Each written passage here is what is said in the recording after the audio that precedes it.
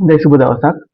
අපි අද සාකච්ඡා කරන්න යන්නේ අපේ වීඩියෝවෙන් සිවිල් ඉංජිනේරින් කන්ස්ට්‍රක්ෂන් වර්ල්ඩ් එකේදී සිවිල් ඉංජිනේරින් වර්ල්ඩ් එකේදී අපිට වැදගත් වන දෙයක් පිළිබඳව. ඒ කියන්නේ අපි සාකච්ඡාත් එහෙම ඕනම ස්ට්‍රක්චර් එකක් හැම ස්ට්‍රක්චර් එකක්ම අපි ඩිපෙන්ඩ් වෙන්නේ හැම දෙයක්ම රඳා පවතින නිසා හැම දෙයක්ම ගොඩනගන්නේ මෙන්න මේ අපි දැන් සාකච්ඡා කරන ටොපික් එක මත. ඒ කියන්නේ කෙලින්ම අපි ටොපික් එකට ගියොත් මේ අපි කතා කරන්නේ ෆවුන්ඩේෂන් කියන්නේ මොකක්ද? ෆවුන්ඩේෂන් මොන වගේ ටයිප්ද තියෙන්නේ?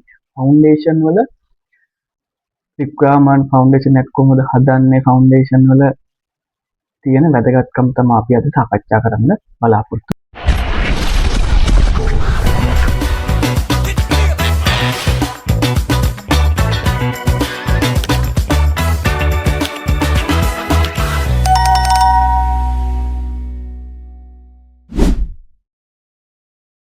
ෆවුන්ඩේෂන් එකක් ගත්තාම ෆවුන්ඩේෂන් එකක් බිල්ඩින් එකෙන් බිල්ඩින් එකට වෙනස් වෙනවා. ඉන්ෆ්‍රාස්ට්‍රක්චර් එකෙන් ඉන්ෆ්‍රාස්ට්‍රක්චර් වෙනස් වෙනවා. අපි ලයිට් වෙයිට් ඒ කියන්නේ සැහැල්ලු උදාහරණයක් ගත්තොත් එහෙම නිවසක් හදනකොට තට්ටු නිවහනක් හදනකොට ගන්න ෆවුන්ඩේෂන් එක නෙමෙයි අපි ගන්නේ හයිරයිස් බිල්ඩින් එකක් හදනකොට. ඒ වගේම හයිරයිස් බිල්ඩින් එකක් හදන මෙතඩ් දෙකට ගන්න ෆවුන්ඩේෂන් එක නෙමෙයි අපි බ්‍රිජ් එකක් හදද්දී බ්‍රිජ් එකක් හදනකොට අපි ගන්න ෆවුන්ඩේෂන් මෙතඩ් එක. ඒතර අපි මේ ෆවුන්ඩේෂන් මෙතඩ් අපි දැනගන්න ඕන මොන ඒවටද පාවිච්චි වෙන්නේ කියලා මේ කන්ස්ට්‍රක්ෂන් ෆීල්ඩ් එකේදී. මූලික වශයෙන්ම ෆවුන්ඩේෂන් වර්ග දෙකක් තියෙනවා. අපි ගත්තොත් එකක් shallow foundation අනිත් එක තමයි deep foundation. අපි මූලිකවම shallow foundation එකක් යූස් කරන්නේ light weight තියෙන infrastructures වලට. ඒ කියන්නේ අපි ගත්තොත් එහෙම housing high-rise building වලට ගන්න නෑ. ඒවට ගන්න අපි deep foundation අපිට කතා කරමු කියන housing construction කරනකොට 2 story 3 story ඒවා අපි ඒවට ගන්නේ light weight තියෙන ඒ වගේම ඒවට ගන්න අපි shallow foundation. ඒක අපි depend වෙනවා shallow foundation එකට යන්නේ එකක් infrastructure එකේ weight එක. ඒ වගේම infrastructure එක අපි හදන soil එකේ තියෙන requirement. ඒ කියන්නේ soil එක හොඳ soil එකක් නම් අපිට shallow foundation එකකින් අපිට හදා ගන්න පුළුවන්. මොකද ඒ weight එක සම්පූර්ණ weight එක අපිට තියෙන soil එකත් එක්ක දරා ගන්න bear කරගන්න පුළුවන් soil එකක් තමයි තිබුණොත් අපිට shallow foundation එකට යන්න පුළුවන්. ඒ වගේම deep foundation ගත්තොත් deep foundation එක අපි ගන්න එකක් high rise building වලට. ඒ වගේම හදන infrastructure එක තියෙන්නේ peak soil එක නම් අපිට deep foundation වලට යන්න වෙනවා. අපි දැන් යමු shallow foundation වර්ග කීපයක් තියෙනවා සහ deep foundation වර්ග කීපයක් තියෙනවා. අපි මේ මොනවද සහ ඒවයි කැටගරිස් මොන වගේ විදිහටද අපි යූස් කරන්න කියලා අපි බලන්න යමු. අපි දැන් යමු shallow foundation කියන්නේ මොකක්ද කියන එකට. shallow foundation වර්ග හතරක් තියෙනවා. එකක් spread footing එක, අනිත් එක strip footing එක, අනිත් එක combined footing එක සහ raft foundation කියන එක තමයි shallow foundation එකේ තියෙන ප්‍රධාන කොටස් හතර. අපි දැන් බලමු ප්‍රධාන කොටස් හතරේ මොනවටද අපි භාවිතා කරන්නේ කියන එක.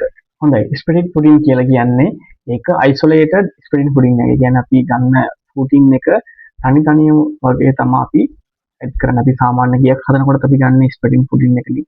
ඒ කියන්නේ ඔයදවල ඇති අපි බේස් වල කපන්නේ. අන්න ඒක තමයි spreading footing එක විදිහට අපිට ගන්න පුළුවන් වෙන්නේ. එතකොට මේක තමයි සරලවම තියෙන සරලම footing එක construction වල තියෙන foundation වල තියෙන සරලම footing එක තමයි spread footing එක කියලා කියන්නේ. ඒ වගේම මේක most economical. ඒ කියන්නේ අපිට වියදම අතින් ගත්තොත් එහෙම අතිශය අඩු මිලින් අඩු cost එක අඩුවෙන් කරගන්න පුළුවන් footing එකක් තමයි spread footing එක කියලා කියන්නේ. අපේ spread footing එක අපිට කොටස් තුනක් ගන්න පුළුවන්. ඒක requirement එක සහ ඒකේ cost එක, labor cost එක, labor requirement එක අනුව අපිට කොටස් කීපයක් ගන්න පුළුවන්. මම ඒක පෙන්නන්න මේකට දැන් ඒක මම පෙන්නන්න ඔයගොල්ලන්ට මොන විදිහටද කොටස් තුන වෙන් වෙන්නේ කියලා.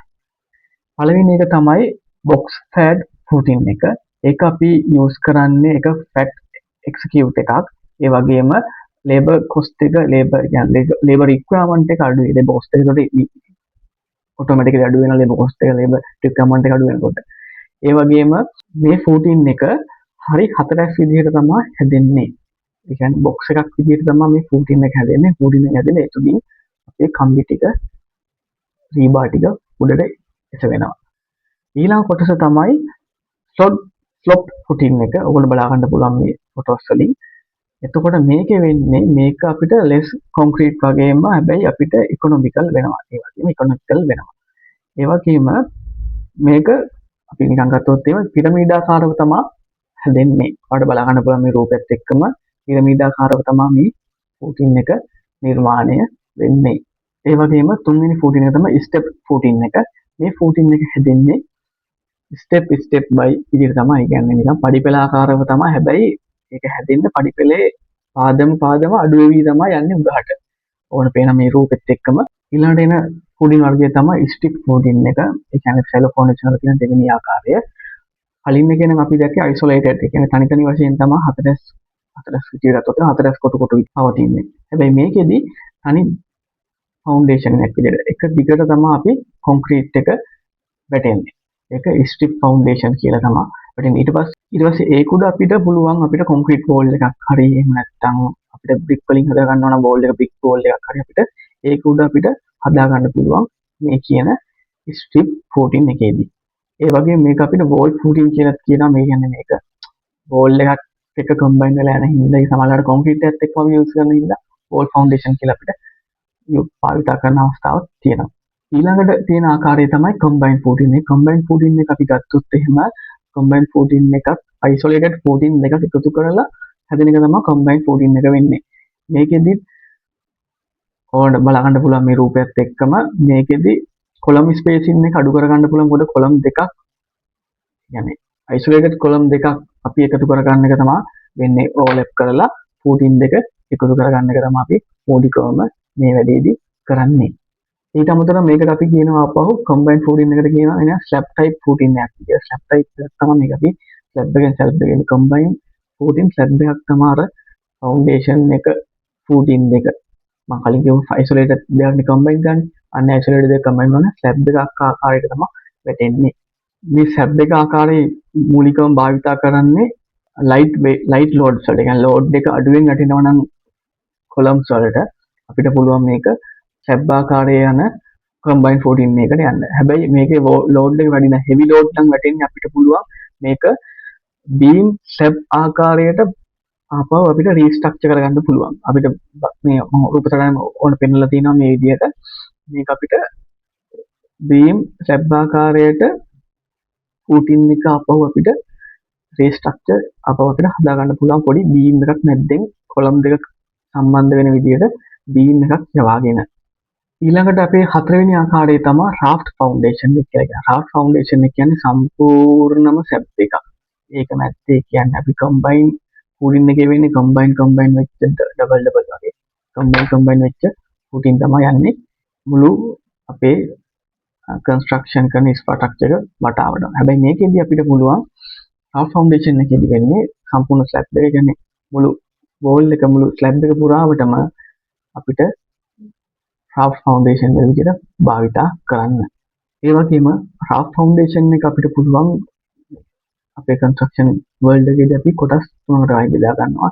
එකක් තමයි ප්ලේන් රාෆ්ට් ස්ලැබ් එක. ඒ කියන්නේ මේ කොලම් ටික වැටෙන්නේ ඔක්කොම රාෆ්ට් ස්ලැබ් එකක් මත.